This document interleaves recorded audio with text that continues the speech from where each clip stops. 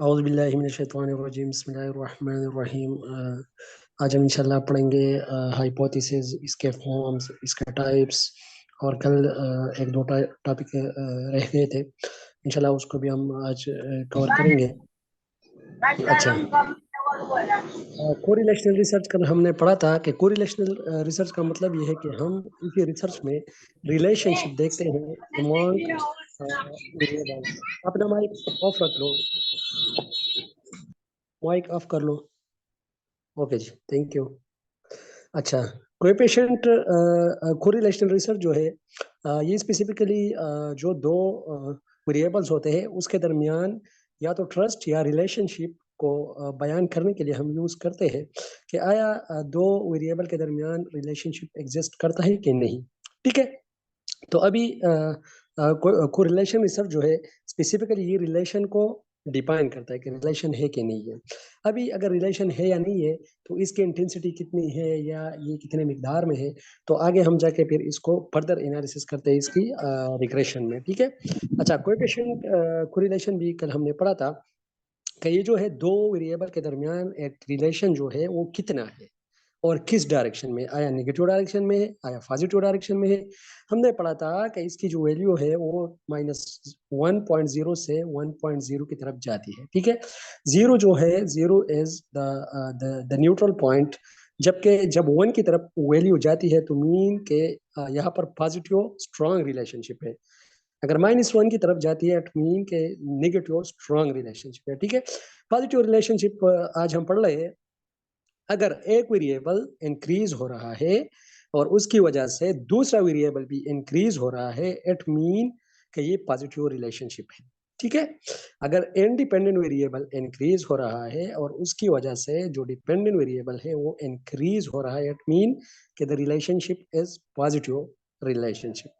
ठीक है, अच्छा, नेगेटिव रिलेशनशिप में जब एक वेरिएबल जो है वो डिक्रीज होगा और दूसरा वेरिएबल उसके साथ अगेन जो है वो डिक्रीज होता जाएगा। ठीक है, पॉजिटिव रिलेशनशिप का हम इस तरह एग्जांपल ले सकते हैं कि जितना हम मल्टीमीडिया यूज करेंगे, जितनी हम एक्टिविटी बेस्ड लर्निंग करेंगे, तो उतनी स्टूडेंट की जो लर्निंग है वो ज्यादा होगी, इफेक्टिव होगी। ठीक है, और नेगेटिव का मतलब यही है कि जितना हम उसको रिमूव करेंगे, लेक्चर मेथड यूज करेंगे या पुराने जो मेथड है वो यूज करेंगे, तो उसी वजह से जो स्टूडेंट की लर्निंग है वो डिक्रीज होती जाएगी। ठीक है, तो प्रैक्टिकल लर्निंग से जो है हमारी जो लर्निंग है वो इंक्रीज होती है। ठीक है, अच्छा, आवाज मेरी पहुंच रही है सबको?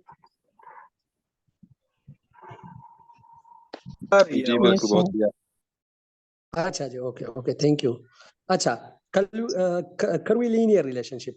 ठीक है, कर्वीलिनियर रिलेशनशिप जो है ये स्पेसिफिकली वो रिलेशनशिप है जिसमें जो रिलेशनशिप है वो स्ट्रेट लाइन की जगह एक कर्व फॉर्म बनाता हो। ठीक है, जिस तरह हम वाई एक्सिस और एक एक्स एक्सिस का एक ग्राफ बनाते हैं, तो उसमें जो दरमियान का जो लाइन आता है जिससे हमने रिलेशनशिप को जाहिर करना होता है, अगर वो एक कर्व फॉर्म बनाता है, आगे इंशाल्लाह इसका डायग्राम आएगा, तो फिर हम ये जो है इसको कर्वी लीनियर रिलेशनशिप कहते हैं। ठीक है, statistical relationship which is not linear, जो कि लीनियर नहीं है, when plotted on graph but rather form a curve. ठीक है, कर्व फॉर्म जब बनाता है इट मीन कि this is curvy linear relationship. अगर बिल्कुल स्ट्रेट है तो उसको हम लीनियर रिलेशनशिप कहते हैं। अगर चूंकि फॉर एग्जांपल इंक्रीज आ रहा है किसी सर्टन पॉइंट तक और सडनली इंक्रीज से डिक्रीज की तरफ आना शुरू हो जाए जो रिलेशनशिप है,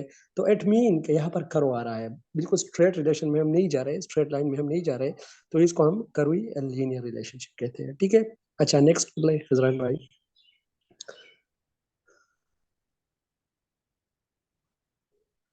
अच्छा जी, फैक्टर एनालिसिस, पहले भी मैंने आप लोगों को कहा था कि फैक्टर हम किससे कहते हैं, जब बहुत ज्यादा वेरिएबल हो सेम कैरेक्टरिस्टिक के, तो उसको हम फैक्टर कहते हैं। एक वेरिएबल को हम सिंगल वेरिएबल डिजाइन कहते हैं या सिंगल वेरिएबल एनालिसिस कहते हैं, जबकि ज्यादा वेरिएबल जब आ जाते हैं और उसकी जो एट्रीब्यूट्स है, उसके जो कैरेक्टरिस्टिक्स है वो सेम हो, तो उसको हम फैक्टर कहते हैं। ठीक है, अच्छा, फैक्टर एनालिसिस क्या है? इसमें हम फैक्टर की एनालिसिस करते हैं, मतलब मोर देन वन वेरिएबल जब कंबाइनली शो करता है एक असर किसी और वेरिएबल के ऊपर, तो उसको हम फैक्टर एनालिसिस कहते हैं। मतलब ये कि a group of variable having same characteristic, ठीक है। अ ग्रुप ऑफ वेरिएबल होंगे जो कि एक स्पेसिफिक जो खास है, सॉरी जो इफेक्ट है, इफेक्ट को शो कर रहे होंगे, ठीक है। अच्छा, it is a statistical analysis where variables are data sets are most related to each other, ठीक है। जितने भी वेरिएबल्स होंगे या डेटा सेट्स होंगे, ये मोस्टली रिलेटेड होंगे एक दूसरे के साथ। मैंने आप लोगों को कहा था, to each other, and the variables of same nature are grouped together in the form of factors, ठीक है। सेम नेचर के जो वेरिएबल होंगे उसको हम क्या करेंगे, ग्रुप करेंगे एक फॉर्म में, तो इससे हमारा फैक्टर बनता है, ठीक है। और इसकी जो हम एनालिसिस करते हैं उसको हम फैक्टर एनालिसिस करते हैं, ठीक है। याद रखिएगा, फैक्टर एनालिसिस जो है ये हम सैंपल स्टेटिस्टिक टेस्ट, मतलब जिस तरह टी टेस्ट है उससे नहीं कर सकते। इसके लिए हमें फिर सहारा लेना होता है जेड टेस्ट का, या आगे जाके काई स्क्वायर टेस्ट की तरफ हम जाते हैं। इंशाल्लाह वो भी हम आगे पढ़ेंगे कि वो क्या है। टी टेस्ट तो एक ऐसे है, वही मीन्स की जब हम एनालिसिस करते हैं तो इट मीन के this is factor analysis, sorry single variable analysis. लेकिन फैक्टर एनालिसिस जो है ये हम advance type of statistical test है, काई स्क्वायर टेस्ट, उसके बाद हमारे पास एफ टेस्ट है, ठीक है। वही हम ज्यादातर यूज करते हैं, ठीक है। अच्छा, किसी को कोई कंफ्यूजन, कोई पॉइंट, कोई सजेशन यहाँ तक? अच्छा एक जी, बार ओके। करें मुदस्सिर भाई, मैंने जी लेट जी, ज्वाइन किया। अच्छा जी। जी क्या करूँ सिराज भाई, आप मुखातिब है ना? नहीं, मियाँ बादशाह। अच्छा अच्छा, मियाँ बादशाह, क्या क्या करूँ, आपने क्या फरमाया? क्विक रिव्यू दे दे, मैंने अभी ज्वाइन किया। अच्छा, हमने हमने हमने ऐसा जितनी चीजें नहीं पढ़ी, जस्ट सैंपल हमने पॉजिटिव रिलेशनशिप और नेगेटिव रिलेशनशिप पढ़ा ना। ये पॉजिटिव रिलेशन वो है जिसमें फॉर एग्जांपल अगर एक वेरिएबल इंक्रीज हो रहा है तो उसकी वजह से दूसरा वेरिएबल भी इंक्रीज हो रहा है, it mean it is positive relationship. अगर एक वेरिएबल डिक्रीज हो रहा है और दूसरा वेरिएबल भी उसके साथ डिक्रीज हो रहा है, it mean it is negative relationship, ठीक है। अच्छा, फिर हमने पढ़ा फैक्टर एनालिसिस। फैक्टर का मतलब ये है कि जब हम वेरिएबल्स का एक ग्रुप बनाते हैं और ऐसे वेरिएबल्स जिसकी कैरेक्टरिस्टिक्स और जिसके एट्रीब्यूट्स एक जैसे हो, तो उसको हम फैक्टर कहते हैं। फैक्टर वो होते हैं कि जिसमें हम एक ही एट्रीब्यूट, एक ही कैरेक्टरिस्टिक के बहुत सारे ग्रुप फॉर्म में वेरिएबल को हम क्या करते हैं, एनालाइज करते हैं, ठीक है। तो ये फैक्टर एनालिसिस हो गया। अच्छा, आगे हम जाते हैं रिग्रेशन एनालिसिस की तरफ। मैंने पहले भी आप लोगों को कहा था कि सिंगल वेरिएबल डिजाइन में हम इस तरह करते हैं कि वहां पर सिंपली हम एक वेरिएबल का इफेक्ट दूसरे वेरिएबल के अगेंस्ट चेक करना चाहते हैं या देखते हैं। लेकिन हमने फिर कोरिलेशन में हमने ये देख लिया, पहले जो हमारी टेस्ट होती है स्टेटिस्टिकल टेस्ट रिसर्च में, वो हमारी कोरिलेशनल टेस्ट होती है, ठीक है। जब हम अगर इफेक्ट -1 है तो इट मीन के स्ट्रॉन्ग नेगेटिव रिलेशनशिप है। अगर इफेक्ट +1 है तो इट मीन के जो रिलेशन है this is strong positive relationship. अगर 0 है इट मीन के देयर इज नो रिलेशनशिप और no effect of one variable on other, ठीक है। 0 जो है इसमें बिल्कुल न्यूट्रल पॉइंट है। अच्छा, अभी कोरिलेशनल रिसर्च ने हमें बता दिया कि हाँ है, इफेक्ट है या नेगेटिव है या पॉजिटिव है। तो आगे फिर हमने जाना है रिग्रेशन की तरफ, और रिग्रेशन हमें ये बताएगा कि ये जो इफेक्ट है इसकी इंटेंसिटी कितनी है, ये जो कितनी है। तो उसी शिद्दत को जानने के लिए फिर हम रिग्रेशन एनालिसिस करते हैं, ठीक है। स्टैटिस्टिकल मेथड है। अच्छा, regression analysis is done to know the impact of variable on each other. याद रखिएगा, यहाँ पर वर्ड यूज हुआ है इम्पैक्ट। एक जगह पर कोरिलेशन में हम इफेक्ट देखते हैं, इफेक्ट, यहाँ पर हम इम्पैक्ट देखते हैं, ठीक है। इम्पैक्ट का मतलब ये है कि कितनी इंटेंसिटी है किसी भी एक वेरिएबल की इफेक्ट का दूसरे वेरिएबल की के ऊपर, ठीक है। अच्छा, तो यहाँ पर इसलिए लिखा गया है regression analysis is done to know the effect of variables and each other. It explains correlations further and describe the intensity of the effect of variables. ठीक है, ये पहले भी मैंने आप लोगों को बताया कि इसी में हम इंटेंसिटी को ही डिस्कस करते हैं, और इंशाल्लाह आगे हम पढ़ेंगे इसके कुछ टाइप्स है। एक लीनियर रिग्रेशन है, एक लॉजिस्टिक रिग्रेशन है, वो इंशाल्लाह आगे आ रहा है स्टैटिस्टिक के पोर्शन में, क्योंकि 1 2 लेक्चर 3 हमारे रहते हैं ये रिसर्च की पॉइंट ऑफ व्यू, और फिर आगे 2 3 लेक्चर हमारे स्टैटिस्टिक पे होंगे, और इंशाल्लाह उसके बाद हम मैनेजमेंट एंड लॉ का जो चैप्टर है उसकी तरफ जाएंगे, और वो बहुत ही डिटेल में इंशाल्लाह हम कवर करने की कोशिश करेंगे। ठीक है, अच्छा, आगे जो टॉपिक है बहुत ही ज्यादा इम्पोर्टेंट, जो कि इंटरव्यू में बार बार पूछा गया है, और बहुत ही क्रक्स टाइप ऑफ एक टॉपिक है जिसको रिसर्च में अक्सर जो है ये पूछा जाता है, व्हाट इज हाइपोथेसिस। ठीक है, फिर हाइपोथेसिस के कुछ करेक्टरिस्टिक। जी जी सर, ये जो रिग्रेशन एनालिसिस है, इन केस अगर हमारे पास जो वेरिएबल्स है they are not moving in the same directions, और नेगेटिव कोरिलेशन इसके बीच में है, ये न्यूट्रल है, then we are not using regression analysis. Yes yes, फिर तो हम इस तरह करते हैं कि फॉर एग्जांपल अगर नेगेटिव भी है तो हम करते हैं, यूज करते हैं, अगर पॉजिटिव भी है हम यूज करते हैं, लेकिन अगर न्यूट्रल है फिर तो ठीक है, फिर तो मतलब एक वेरिएबल का दूसरे वेरिएबल के ऊपर बिल्कुल इफेक्ट ही नहीं है। जब इफेक्ट ही नहीं है तो फिर आगे हमने जाना ही नहीं है। Okay, sir, it means that regression analysis can only be used in terms or in case of only positive correlations? नहीं नहीं, ये negative. Okay, sir, thank you. Got it. क्योंकि देखो देखो नेगेटिव तो वो है ना कि एक हम इंक्रीज कर रहे हैं, दूसरा भी इंक्रीज हो रहा है, तो मतलब असर तो शो हो रहा है, रिसर्च तो हमारा प्रूव हो रहा है। ठीक है, लेकिन अगर जीरो है तो इट मीन कि इट्स न्यूट्रल, फिर हमने नहीं जाना है। ठीक है, अच्छा, हाइपोथेसिस जो है ये एक स्टैटिस्टिकल एरर भी हो सकता है, इसको हम सर स्टैटिस्टिकल एरर कहते हैं। हाँ, एरर तो है खुद, अगर बिल्कुल जीरो, देखो फॉर एग्जांपल अगर रिजल्ट जीरो आ गया तो इसको हम एरर कहते हैं, ये फिर एरर हमारे पास। ठीक है, very very good point, very valid point, thank you. अच्छा, हाइपोथेसिस की तरफ हम जाते हैं। हाइपोथेसिस जो है specifically it is a tentative statement, जिस तरह हम उर्दू में इसको मफरूजा कहते हैं। जो मफरूजा है हमारे पास, या ये तो गलत हो सकता है या ये ठीक हो सकता है। जिस तरह हम कहते हैं तो आज बादल है, हो सकता है बारिश बरसे। ठीक है, अभी बारिश बरस भी सकती है और बारिश नहीं भी बरस सकती है। ये हमारा एक मफरूजा हो गया, ये हमारा एक हाइपोथेसिस हो गया। ठीक है, अगर हम कहते हैं कि बारिश होगी, इट मीन कि we are going in a positive direction. तो जब हम पॉजिटिव टाइप ऑफ हाइपोथेसिस, ये एक नल टाइप ऑफ हाइपोथेसिस हो गया। अगर हम कहते हैं कि बारिश होगी तो मीन कि this is an alternative form of hypothesis. इंशाल्लाह आगे हम इसको पढ़ेंगे टाइप को, लेकिन हाइपोथेसिस जो है स्पेसिफिकली इसको हम टेंटेटिव स्टेटमेंट कहते हैं।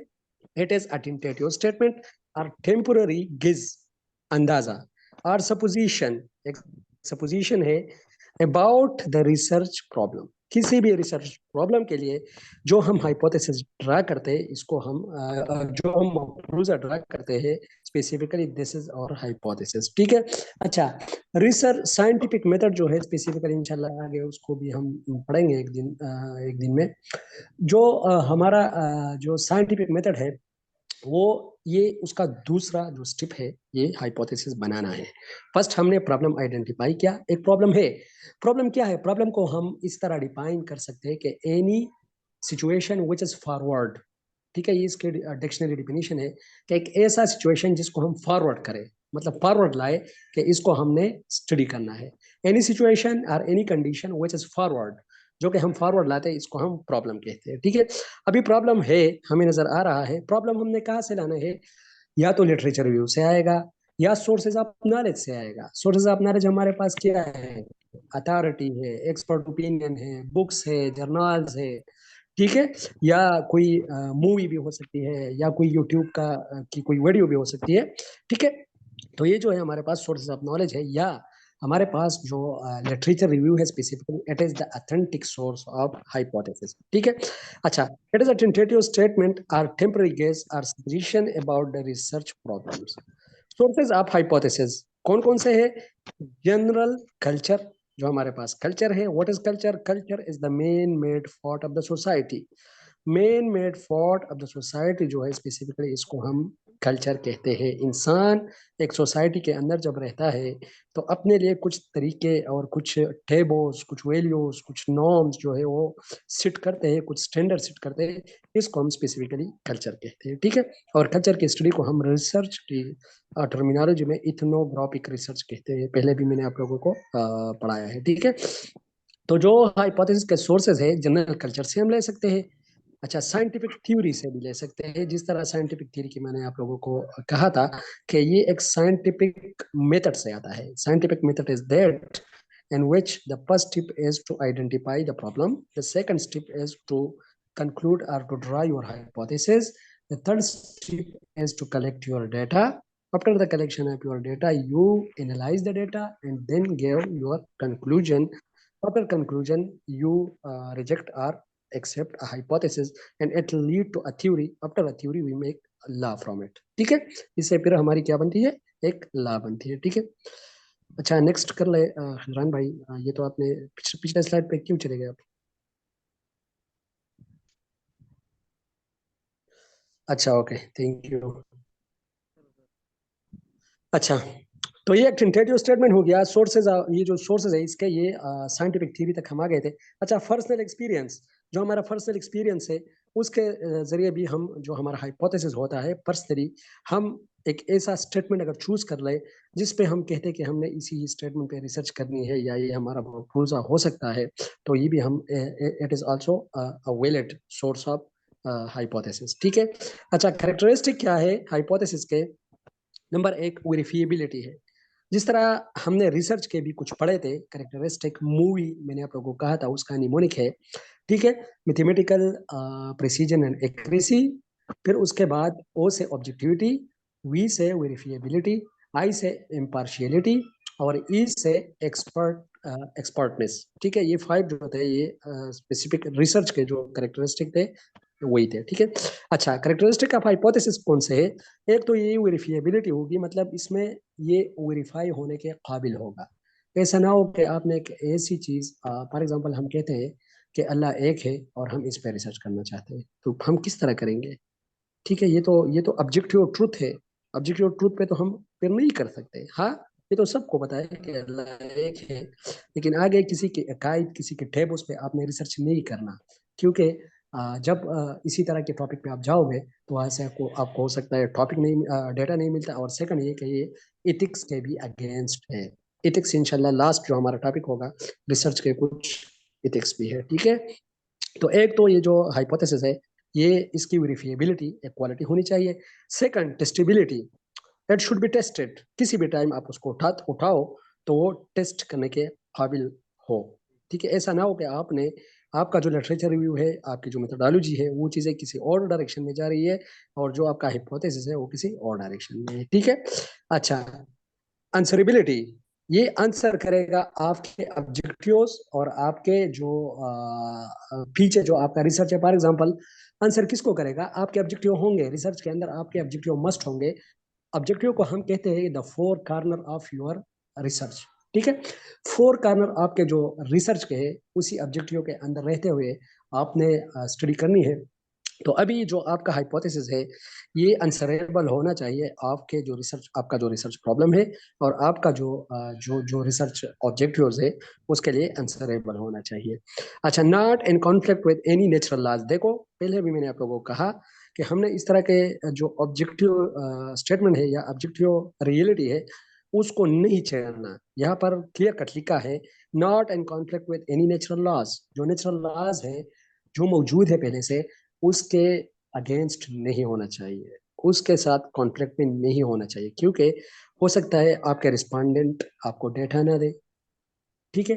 हो सकता है किसी कल्चर में आप जाके किसी चीज के बारे में, किसी नेचुरल लॉ के बारे में उनसे पूछो और वहाँ वो लोग आपको मार दे, कोई हार्म पहुंचाए, तो फिर तो आपके लिए मसला बन जाएगा, ठीक है। अच्छा स्पेसिफिसिटी, ये बहुत ही ज्यादा इंपॉर्टेंट है। आपका हाइपोथेसिस स्पेसिफाई होना चाहिए, ब्रॉड नहीं होना चाहिए, ठीक है। अगर फॉर एग्जांपल अभी आप कहते हो कि what is the effect of multimedia on Pakistani children और पाकिस्तानी स्टूडेंट, अभी यहाँ पर वर्ड आपने यूज किया है पाकिस्तानी, तो Pakistan as a broad term हो सकता है किसी स्टूडेंट पे ये जनरलाइजेबल हो और किसी जगह के स्टूडेंट पे ये जनरलाइजेबल ना हो। तो मतलब ये कि आपका जो हाइपोथेसिस जितना भी सिंपल होगा, अगर आपने इस तरह कहा तो what is the impact of multimedia on government school student, और स्पेसिफिकली फिर आपने इस तरह कहा, नीचे लिख दिया a case study of district Dir और a case study of district Bajaur और बनो लेकिन मरवत पेशावर नौशहरा। ठीक है, तो यहाँ पर अगर आपने लिखा तो मीन कि आपने जो अपना टॉपिक और हाइपोथेसिस है वो बिल्कुल ही स्पेसिफिक कर दिया, और फिर ये डूएबल है। रिसर्च की एक क्वालिटी ये भी है कि ये डूएबल होना चाहिए, अगर डूएबल ना हो फिर तो रिसर्च आपके फोन से दूर है। ये फिजिबल भी होना चाहिए, इसकी फिजिबिलिटी भी होनी चाहिए, अगर फिजिबल ना हो तो फिर ये भी आपके फोन से दूर है। ठीक है, यहाँ तक क्लियर है जी? थैंक यू सर, क्लियर हो गया। ओके जी, ओके, यू वेलकम। नेक्स्ट कर ले खिजरान भाई।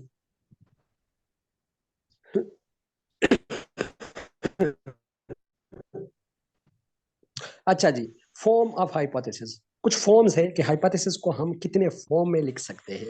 3 फॉर्म में हम इसको लिख सकते हैं। The first form is declarative form, the second is predictive form and the third is question form.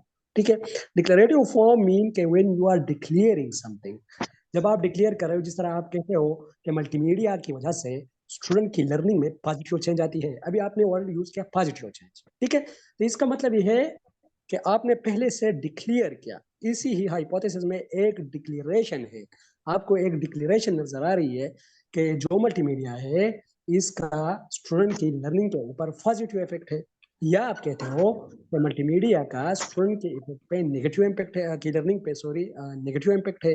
तो इसका मतलब है कि यू आर डिक्लेयरिंग, आप डिक्लेयर कर रहे हो पहले से, तो इसी फॉर्म में भी हम हाइपोथेसिस को लिख सकते हैं। ठीक है, अच्छा, declarative form it stated the relationship among variable is exist like there is significant difference in the learning with and without activities। देखो ये आप लोगों को ये एग्जांपल से मैं समझा रहा हूँ कि यहाँ पर हम देखते हैं कि जो लर्निंग बाय एक्टिविटीज या लर्निंग बाय डूइंग जब हम करते हैं तो इसी का एक जो है सिग्निफिकेंट इफेक्ट है कि नहीं है। तो यहाँ पर इन्होंने डिक्लेयर किया है कि हाँ है, तो मतलब ये कि पॉजिटिव डायरेक्शन इन्होंने शो किया है। It mean it's declaring something, ये क्या कर रहा है, डिक्लेयर कर रहा है। ठीक है, अच्छा, प्रिडिक्टिव फॉर्म, प्रिडिक्टिव का मतलब ये है कि अंदाजा लगाना। ठीक है, या हो सकता है या नहीं हो सकता। प्रिडिक्टिव का मतलब ये है कि या तो इस पे असर होगा या नहीं होगा। It predict that there will be the relationship between, will be यहाँ पर वर्ड यूज हुआ है विल बी। ठीक है, अच्छा, it predict that there will be the relationship between the variables concern experiment with will analyse the result. देखो मैंने आप लोग को पहले भी कहा था कि जहां पर वेल का लफ्ज आएगा वहां पर हम एक्सपेरिमेंटल रिसर्च यूज करेंगे। ये आप लोगों ने यहाँ से भी आप लोगों को ये क्लियर होना चाहिए, क्योंकि एक्सपेरिमेंटल रिसर्च हमारे पास जो फ्यूचर है, फ्यूचर पे फोकस करता है। डिस्क्रिप्टिव रिसर्च प्रेजेंट पे फोकस करता है। हिस्टोरिकल रिसर्च आपकी हिस्ट्री पे फोकस करता है। What is, it is descriptive research. What was, it is historical research. What will be, it is experimental research. ठीक है, तो यहाँ पर ये कह रहा है कि प्रेडिक्टिव फॉर्म में इसी तरह है कि क्या असर होगा या नहीं होगा, ये एक शक में, एक डाउट में है। ठीक है, तो यहाँ पर एक एग्जांपल लिखा गया है कि like there will be significant difference in the learning with and without activities, कि विद और विदाउट एक्टिविटीज से अगर हम लर्निंग कर ले तो उस पर या तो असर हो सकता है या नहीं हो सकता। ठीक है, बात जो है वो उसमें है, डाउट फॉर्म में है। तो ये प्रेडिक्टिव फॉर्म हो गया। थर्ड जो फॉर्म है वो है क्वेश्चन फॉर्म। हम हाइपोथेसिस को क्वेश्चन फॉर्म में भी लिख सकते हैं कि for example hypothesis can be stated in question form as well, like is there any significant difference in the learning with and without activities। अच्छा, यहाँ पर साइन ऑफ इंटरोगेशन होना चाहिए था, क्वेश्चन साइन, लेकिन मैंने नहीं लगाया। मतलब ये है कि आया जो हम पढ़ाई कर रहे हैं एक्टिविटीज के साथ इसका असर है या नहीं है। ठीक है, तो मतलब यहाँ पर क्वेश्चन फॉर्म में लिखा गया है। तो 3 फॉर्म में हम लिख सकते हैं, declarative form, predictive form and question form. किसी को कोई, किसी का कोई क्वेश्चन, कोई पॉइंट, कोई कंफ्यूजन है तो नहीं?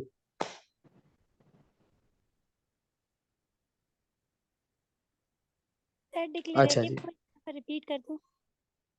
अच्छा, डिक्लेरेटिव का मतलब ये है कि आप डिक्लेयर करते हो पहले से, कि मतलब फॉर एग्जांपल हम कहते हैं कि मल्टीमीडिया का स्टूडेंट की लर्निंग के ऊपर पॉजिटिव इफेक्ट है, तो इसका मतलब ये है कि आपने पहले से डिक्लेयर किया कि पॉजिटिव इफेक्ट है। अगर आपने इस तरह कहा कि क्या मल्टीमीडिया का स्टूडेंट की लर्निंग के ऊपर असर है, तो ये तो फिर क्वेश्चन फॉर्म में आ गया। और अगर आपने इस तरह किया, कहा कि क्या जो है मल्टीमीडिया का या आपने कहा मल्टीमीडिया का स्टूडेंट की लर्निंग के ऊपर असर हो सकता है या नहीं हो सकता, या असर होगा या नहीं होगा, तो इसका मतलब ये कि आप फ्यूचर पे जा रहे हो। This is predictive form. समझ लग गई? Thank you sir. Yes. Okay जी, ओके, यू वेलकम। अच्छा, टाइप्स ऑफ हाइपोथेसिस जो है, पहले हमारे पास नल हाइपोथेसिस है। नल हाइपोथेसिस का मतलब ये है कि बिल्कुल कोई चीज नहीं है, जीरो। नल का मतलब है जीरो। इंशाल्लाह नल करिकुलम भी हम आगे पढ़ेंगे, ठीक है। नल हाइपोथेसिस का मतलब ये है कि it is stated that no relationship exist among variables concerned. It is denoted as H not, ठीक है। एच, कैपिटल एच और उसके साथ स्मॉल सा जीरो लगा के हम इसको एच नॉट कहते हैं, ठीक है। अच्छा, नल हाइपोथेसिस इस तरह होता है कि आप कहते हो कि रिलेशनशिप नहीं है। फॉर एग्जांपल हम कहते हैं कि मल्टीमीडिया का स्टूडेंट के लर्निंग के ऊपर असर है, ठीक है। तो यहाँ पर हमारा जो नल हाइपोथेसिस होगा वो ये कहेगा कि असर नहीं है, ठीक है। तो हमारा अल्टरनेटिव हाइपोथेसिस होगा आगे जो आ रहा है, वो नल के अगेंस्ट होगा, वो कहेगा कि हाँ असर है। तो अभी हम आगे जाके, अच्छा माइक ऑफ रखिए प्लीज। अच्छा, आगे जाके जब हम फिर डेटा कलेक्ट करते हैं और डेटा कलेक्शन के बाद हमें फिर हमारी कंक्लूजन आती है कि जो हमारा नल हाइपोथेसिस है वो ट्रू है, ठीक है।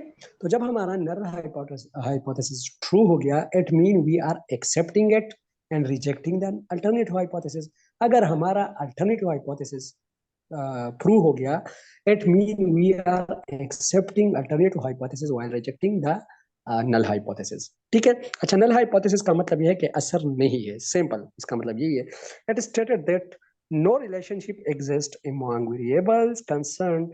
It is denoted as h naught. Example given: multimedia has no effect on learning of the student. multimedia का स्टूडेंट के लर्निंग के ऊपर असर नहीं है। अच्छा, अल्टरनेटिव हाइपोथेसिस और रिसर्च हाइपोथेसिस भी हम इसको कह सकते हैं, क्योंकि हमने मैनिपुलेशन जो करनी है वो जस्ट अल्टरनेटिव और रिसर्च हाइपोथेसिस की ही करनी होती है। नल हाइपोथेसिस को तो हम मैनिपुलेट नहीं कर सकते, वो तो हमने फिक्स रखा हुआ है। हम कहते हैं कि असर है, नहीं है, सॉरी, ठीक है। यहाँ पर ये कह रहा है कि असर है, क्योंकि ये इसके अगेंस्ट होगा। अच्छा, this hypothesis stated that expected relationship between variables. Alternative hypothesis is designed against the null hypothesis, ठीक है। इसका मतलब यही है कि रिलेशनशिप जो है वो एग्जिस्ट नहीं है। पहले तो इन्होंने कहा कि रिलेशनशिप एग्जिस्ट है, लेकिन ये नल हाइपोथेसिस के बिल्कुल अगेंस्ट होगा, ठीक है। It is denoted as H1 H2, मतलब आपके दो तीन हाइपोथेसिस में हो सकते हैं एक ही नल हाइपोथेसिस के अगेंस्ट। फॉर एग्जांपल आपने कहा कि यहाँ पर आपने ये हाइपोथेसिस कहा कि ये जो मल्टीमीडिया है इसका इफेक्ट नहीं है स्टूडेंट की लर्निंग के ऊपर, ठीक है। वहां पर आपने दो इसके अगेंस्ट दो वो ले लिए हाइपोथेसिस। एक में आपने कहा कि हो सकता है, मतलब विल भी आपने यूज किया, ठीक है। दूसरे में आपने कहा कि क्या हो सकता है, ठीक है। तो यहाँ पर एक नल हाइपोथेसिस के अगेंस्ट आप दो तीन हाइपोथेसिस भी सेलेक्ट कर सकते हो, ठीक है। मतलब सच कोई रिस्ट्रिक्शन नहीं है। अच्छा, तो यहाँ पर जो ये हमारी हाइपोथेसिस है इसको हम H1 H2 और H3 एंड सो ऑन इसी तरह भी हम इसको सेलेक्ट लिख सकते हैं, ठीक है। अच्छा, multimedia's effect the learning of the student. Multimedia's example यहाँ पर दिया गया है कि मल्टीमीडिया का जो इफेक्ट है ये स्टूडेंट के लर्निंग के ऊपर नहीं है। यहाँ पर नोट लिखना चाहिए था, ठीक है, क्योंकि ये जो अल्टरनेटिव हाइपोथेसिस है ये नल हाइपोथेसिस के बिल्कुल अगेंस्ट होता है, ठीक है। अच्छा, समझ लग गई? कोई कंफ्यूजन, कोई question?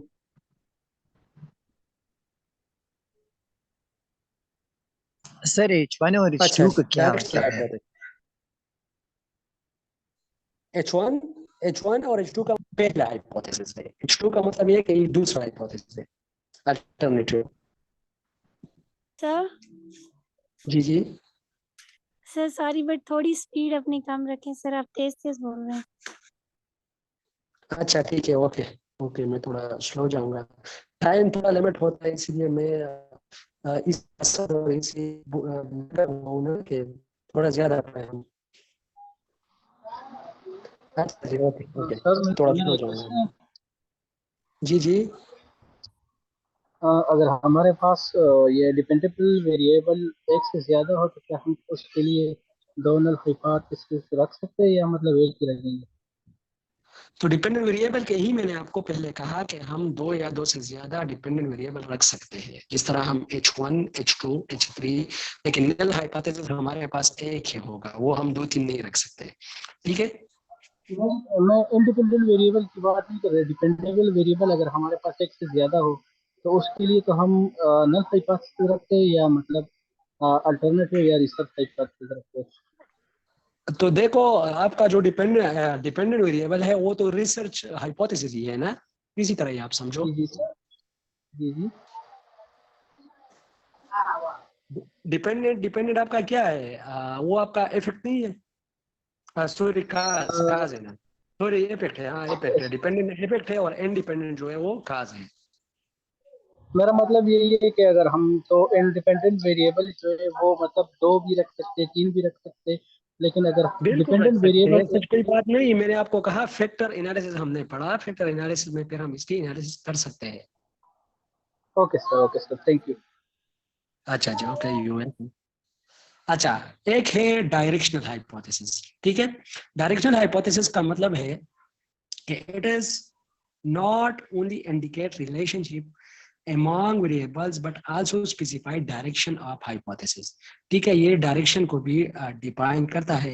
Example given teaching with lecture method significantly affect the academic achievement of student than demonstration method। ठीक है, यहाँ पर देखो कंपैरिजन है, डायरेक्शनल हाइपोथेसिस में कंपैरिजन होगा और कंपैरिजन में हम एक ही चीज को क्या करेंगे, डायरेक्ट करेंगे।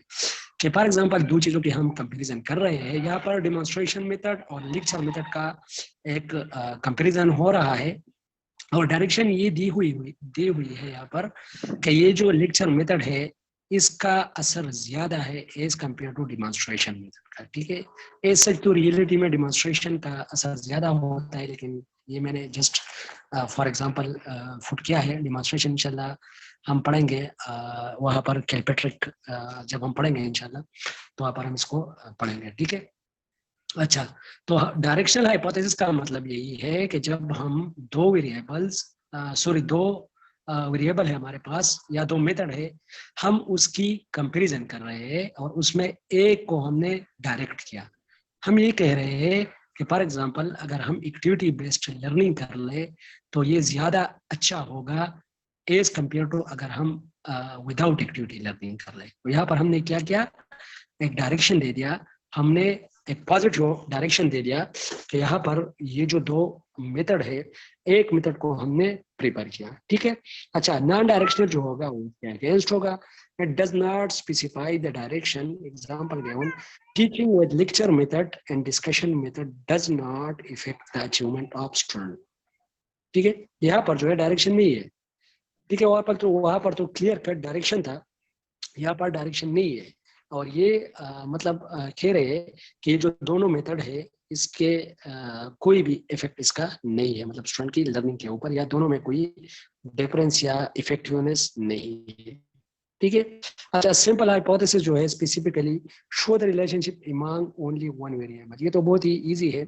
सिंपल वेरिएबल हमारे पास वो होगा जिसमें हम सिंपल हाइपोथेसिस हमारे पास होगा जिसमें हम एक ही वेरिएबल का असर एक ही वेरिएबल के अगेंस्ट चेक करना चाहते हैं, मतलब उसमें फैक्टर्स नहीं होते। जिस तरह आसिफ साहब आपने जो क्वेश्चन किया, तो मेरे ख्याल में इससे आपको क्लियर होना चाहिए कि सिंपल हाइपोथेसिस वही हाइपोथेसिस होता है जिसमें एक ही वेरिएबल का इफेक्ट दूसरे वेरिएबल के अगेंस्ट हम देखना चाहते हैं। ठीक है। अभी देखो कॉम्प्लेक्स को देखो, it shows the relationship among more than two variables. ठीक है, दो या दो से ज्यादा जो हमारे पास वेरिएबल्स है तो फिर हमारे पास कॉम्प्लेक्स हाइपोथेसिस आएगा। अगर एक ही वेरिएबल है तो इट मीन कि दिस इज सिंपल हाइपोथेसिस। ठीक है, एक वेरिएबल हम किस में स्टडी करते हैं, कोई आंसर दे सकता है? सिंगल वेरिएबल जिसको मैनिपुलेट करते हैं वो कौन सा रिसर्च होता है? सर्वे बेस्ड सर, नहीं, अ, मैंने आप लोगों को कहा था एक रिसर्च है जिसमें मैनिपुलेशन हम नहीं करते, एक ही वेरिएबल को हम स्टडी करते हैं। सिराज भाई,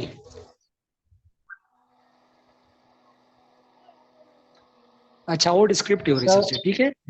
डिस्क्रिप्टिव रिसर्च में हम सिंपली एक ही वेरिएबल को स्टडी करते हैं, मतलब हम पीछे नहीं जाते।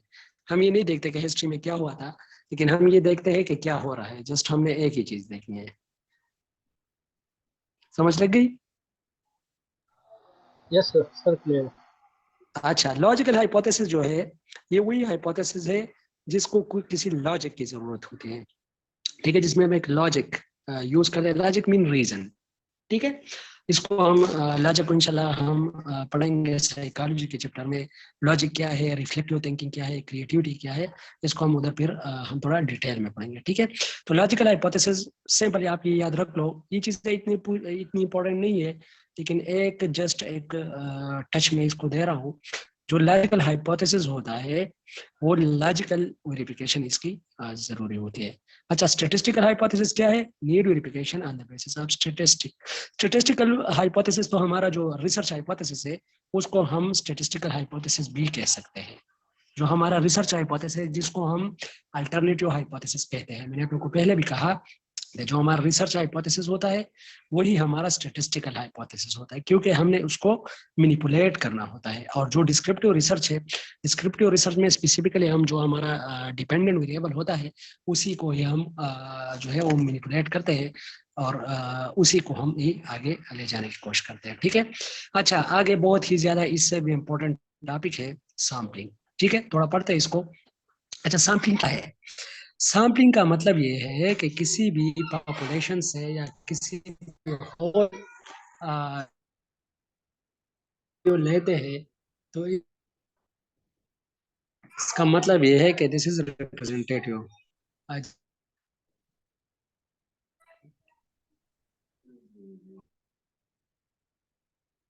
किचन में, ठीक है, ओके, सो रहे सो। Sampling selecting representative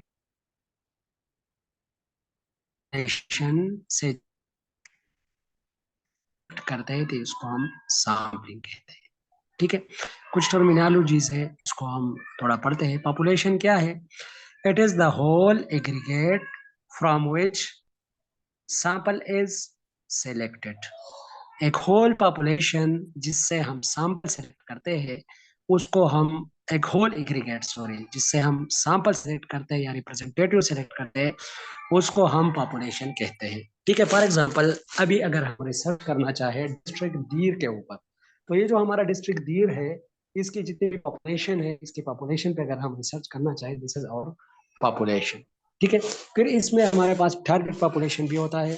target population का मतलब यही है कि जिसको हमने स्पेसिफिकली पढ़ना है। फॉर एग्जांपल, हम ये देखना चाहते हैं कि ये जो दीर की वुमेन है ये क्यों ऑप्रेस्ड है, ठीक है। तो मतलब ये है कि हमने फिर क्या किया, ये जो पॉपुलेशन है इसमें से एक टारगेट पॉपुलेशन भी ले ली। ओवरऑल पॉपुलेशन हमारा दीर का हो गया और टारगेट पॉपुलेशन फिर स्पेसिफिक दीर के जो वुमेन है फिर वही हो गई, ठीक है। तो पॉपुलेशन जो है ये होल एग्रीगेट है जिससे हम सैंपल सेलेक्ट करते हैं। It is the whole aggregate from which sample is selected. अच्छा, सैंपल क्या है? It is the representative of all our whole population. It is representative of